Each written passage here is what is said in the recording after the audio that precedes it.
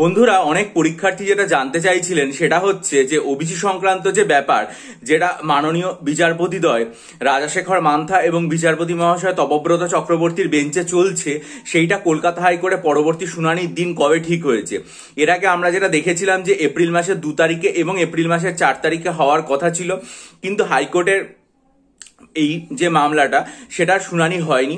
যেটা খবর পেলাম সেটা হচ্ছে যে পরবর্তী শুনানির যে তারিখটা ঠিক হয়েছে সেটা হচ্ছে মে মাসের 6 তারিখ।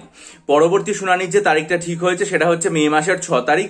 অর্থাৎ মে মাসের 6 তারিখে এই যে ওবিসি সংক্রান্ত কেস যেটা কলকাতা হাইকোর্টে রয়েছে সেটার শুনানি হবে, এবং যেহেতু সেই ব্যাপারে পাবলিক সার্ভিস কমিশনের অন্তর্ভুক্ত আছে, সেক্ষেত্রে যারা মাননীয় বিচারপতি মহোদয় রয়েছে তারা নিশ্চয়ই একটা সুনির্দিষ্ট দিশা দেখিয়ে দেবেন যে পাবলিক সার্ভিস কমিশনের রিক্রুটমেন্টগুলোর ক্ষেত্রে বিশেষত যে সমস্ত পরীক্ষাগুলো চলমান অবস্থায় রয়েছে, যেমন মিসলেনিয়াস বা ক্লার্কশিপ, সেগুলো বা যে সমস্ত নোটিফিকেশনগুলো বেরিয়ে রয়েছে কিন্তু সেগুলোর পরবর্তী যে ফর্ম ফিল আপের প্রক্রিয়া সেগুলো কিছুই শুরু হচ্ছে না, সেগুলোর ক্ষেত্রে কি প্রসেস অনুসৃত হবে সেই জিনিসটা নিশ্চয়ই আমরা এখান থেকে জানতে পারবো এবং এখান থেকে একটা দিশা দেখাবো। কিন্তু এই যে একটা অপেক্ষাতে আমরা রয়েছি এবং যেটার জন্য পরবর্তী পরীক্ষাগুলোর অফিসিয়াল নোটিফিকেশন আসছে না বিস্তারিত এবং অনবরত পিছিয়ে যাচ্ছে, সেটা আমাদের তো পিঠ একেবারে দেওয়ালে ঠেকিয়ে দিয়েছে। এবং পিঠ দেওয়ালে ঠেকিয়ে দিলে আমরা তাও কিছুটা আমাদের যন্ত্রণা হয়, কিন্তু পিঠ যখন আমাদের পেরেকে থাকে তখন যন্ত্রণা না, তখন সেখানে হৃদয় থেকে রক্তপাত হয়। যখন আমাদের সোচ্চার কণ্ঠে এই সমস্ত প্রশ্নগুলো করতে হয় যে public service commission all India civil service পরীক্ষার যে মতো বিস্তারিত সিলেবাস তৈরি করলো, কিন্তু একই রকম ভাবে তাহলে পরীক্ষার যে দ্রুততা সেটা কেন এখনো পর্যন্ত অল ইন্ডিয়া সিভিল সার্ভিসের লেভেলে হবে না। আমরা দেখলাম যে all India civil service union public service commission যে সিভিল সার্ভিস এক্সাম নিয়েছিল সেটার ফলাফল ফর্ম ফিল আপ থেকে শুরু করে যে বের করে দেওয়া, সেটা মোটামুটি তারা দেখা গেছে প্রায় 14 মাসের মধ্যে কমপ্লিট করে ফেলেছে। সেখানে আমরা যদি এখন দেখি যে 2022 সালের WBCS পরীক্ষা, সেটার গ্রুপ এ এবং গ্রুপ বির ইন্টারভিউ যে প্রসেসটা সেটা এখন চলছে। এরপরে এই প্রসেসের গ্রুপ সি এবং গ্রুপ ডির ইন্টারভিউ শেষ হয়ে তার ফাইনাল যে রেজাল্ট সেটা আস্তে আস্তে হয়তো 2026 সালের মাঝামাঝি সময় হয়ে যাবে, যেহেতু একটা বিধানসভা নির্বাচনের প্রসেস তার মধ্যে রয়েছে। এটা হচ্ছে 1। 2 নম্বর, 2023 সালের WBCS পরীক্ষার যে মেন্স, সেটাতে কি আমরা আটকে রয়েছি, সেটা হয়ে গেছে এখনো পর্যন্ত 7 মাস অতিক্রান্ত, তার রেজাল্টের এখনো কোনো খবর নেই। এরপর 2024 শুধুমাত্র ইন্ডিকেটিভ অ্যাডভার্টাইজমেন্ট বেরিয়েছে, 2 বার টেন্টেটিভ প্রিলিমিনারি পরীক্ষার ডেট দেওয়া হয়েছিল, আমরা বুঝতে পেরেছি যে সেই ডেটে আর পরীক্ষা হবে না। তার ফর্ম ফিল আপের টেন্টেটিভ ডেট ঘোষিত হয়েছিল কিন্তু পরীক্ষা হয়নি, এই ফর্ম ফিল আপ হয়নি। আর 2025 বিজ্ঞপ্তি বেরিয়েছে।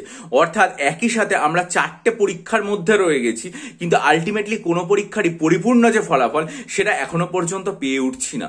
তাহলে যে প্রক্রিয়ার সিলেবাস এবং যে প্রক্রিয়ার pattern all India civil service স্তরে নিয়ে যাওয়া হলো, তাহলে সেই যে পরীক্ষাটাকে সেটাকে কেন আর কি WBCS-টাকে তাহলে একই রকম ভাবে রেজাল্টও 1.5 থেকে 2 বছরের মধ্যে বের করে দেওয়া হোক। যে মিসলেনিয়াস এবং যে ক্লার্কশিপ পরীক্ষা হয়ে গেছে নভেম্বর মাসে সেপ্টেম্বর মাসে, তাদের এখনো পর্যন্ত প্রিলিমসের রেজাল্ট আসেনি। এবং শুধুমাত্র তাই নয়, তাদের মেন্সও আর কি যে সুনির্দিষ্ট যে টেন্টেটিভ ডেট ঘোষণা হয়েছিল মে এবং জুন মাসে, এই সময় হবে না সেটা পরিষ্কার।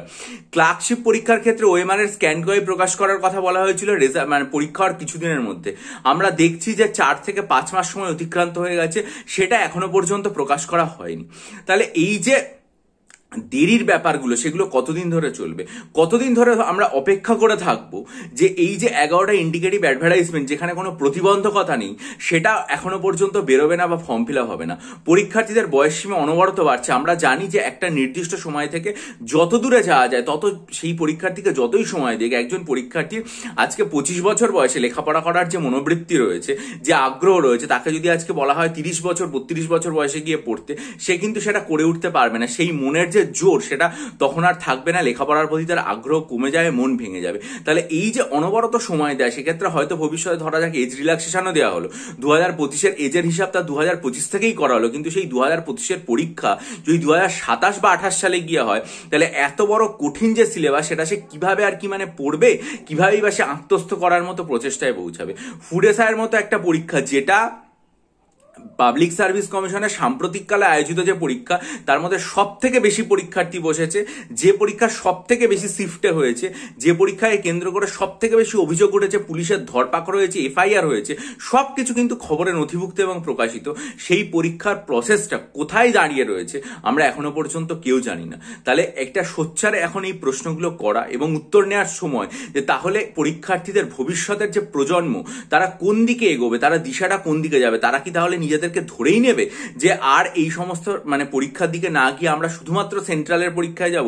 সেখানেও তো নানা রকম দেরি হচ্ছে, অসুবিধা হচ্ছে, বিভিন্ন রকম দুর্নীতির অভিযোগ উঠে এসছে। আমরা দেখেছি রেলের পরীক্ষা বা এসএসসির বিভিন্ন ধরনের পরীক্ষাগুলোতে সাম্প্রতিককালে। তাহলে কোন দিশায় আমরা যাব? আমাদের সামনে এই যে যুবক এবং তরুণ পরীক্ষার্থী, তরুণ প্রজন্ম, তারা কোন দিকে হাঁটবে সেইটার একটা দিশা ঠিক করে নেওয়ার প্রয়োজন। যারা পরীক্ষার্থী তারা এই বিষয়ে সমবেত ভঙ্গিতে যৌথভাবে তাদের যে আর কি ভাবনা চিন্তা করেছে, তাদের যে যাত্রা এবং পিএসসির কাছ থেকে, পাবলিক সার্ভিস কমিশন বা পাবলিক পুলিশ রিক্রুটমেন্ট বোর্ড, সবার কাছ থেকে তারা যে এই সমস্ত প্রশ্নগুলোর উত্তর চাইছেন সেইগুলোর সাথে সম্পূর্ণভাবে সহৃদয়তা ব্যক্ত করছি আমি, এবং সবসময় চাইছি যে তাদের এই যাত্রা সফল হোক এবং তারা সম্পূর্ণভাবে সমস্ত নিয়মকানুন মেনে নম্র বিনম্র ভঙ্গিতে সমস্ত প্রশ্নের উত্তর পেয়ে যাক এবং তাদের ভবিষ্যতের যে চলন বা অগ্রগমন সেটা যাতে সঠিক পথে হতে পারে, সেই সঠিক দিশা নির্ধারিত হোক।